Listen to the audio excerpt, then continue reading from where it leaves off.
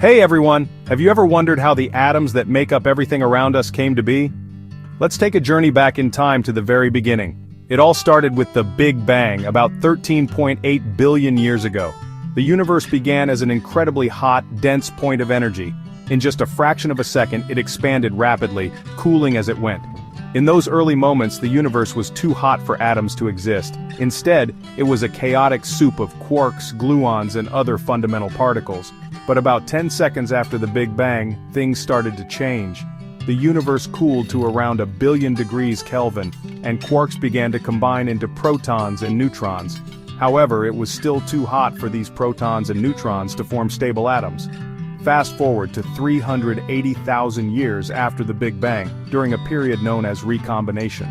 The universe had cooled to about 3000 Kelvin. Now protons and electrons could finally combine to form the simplest atom, hydrogen-1. Some helium and trace amounts of lithium also formed, thanks to earlier nuclear fusion in the first few minutes of the universe. These were the first atoms, and they gradually settled into a neutral plasma.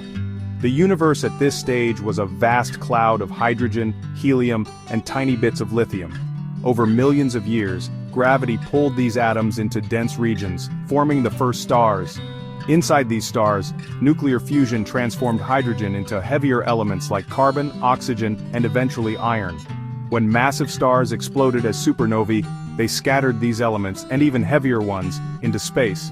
So the atoms in your body, the oxygen you breathe, and the iron in your blood were all forged in ancient stars. These first atoms became the building blocks for galaxies, planets, and eventually, us. Isn't it amazing to think that we're all made of stardust? Thanks for watching.